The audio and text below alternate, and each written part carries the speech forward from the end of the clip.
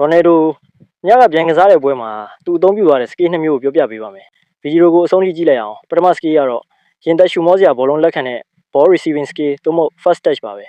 အသင်းဖော်ကပေးလိုက်တဲ့ဘောလုံးဟာပြိုင်ဘက်နောက်ခံလူတွေကြားမှာလောက်ရတော်တော်ခက်တဲ့အနေထားပါဒါပေမဲ့ရိုနယ်ဒိုကတော့ပပနဲ့နဲ့ထိန်းချုပ်လိုက်ပြီးနောက်ခံလူတွေမထင်မှတ်ထားတဲ့အခြားတစ်ဖက်ကိုဆွဲယူသွားခဲ့ပါတယ်ဂိုးပါဝါလာတဲ့သူ့အတွက်တော့ဘယ်ချိန်နဲ့အသာရကန်သွင်းရုံပါပဲဘောလုံးကွင်းထဲမှာတစ်ချိန်လုံးလိန်ခောက်နေမှပွဲရလက်ကိုပြောင်းလဲနိုင်တာမဟုတ်ပါဘူးဂျိုဟန်ခိုက်ပြောခဲ့ဘူးသလိုပဲဘောလုံးအချိန်ချင်းထိနေဖို့မလိုပါဘူးထိချက်တစ်ချက်တည်းနဲ့ပွဲကိုပြောင်းလဲပေးနိုင်တာဟာ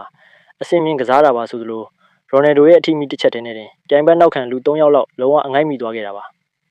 ဒုတိယစကီကတော့သူ့ရဲ့ trademark ဖြစ်တဲ့ step over နဲ့ရိုနယ်ဒိုချုပ်ကိုပေါင်းဆက်ပြသသွားတာပါ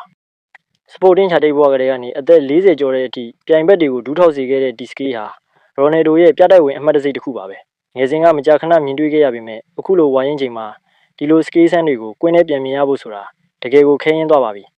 ဒီရာသီကမှာရိုနယ်ဒိုတယောက်ကစားသမားဘွားကနေနားယူဖို့တရားလောက်ရှိနေတာမို့ဘောလုံးအီဂရီရဲ့နောက်ဆုံးအမှုပညာတွေကိုကွင်းထဲမှာတပွဲချင်းစီမျက်မျက်နှာနှာရှုစားသွားကြရတော့မှာဖြစ်ပါတယ်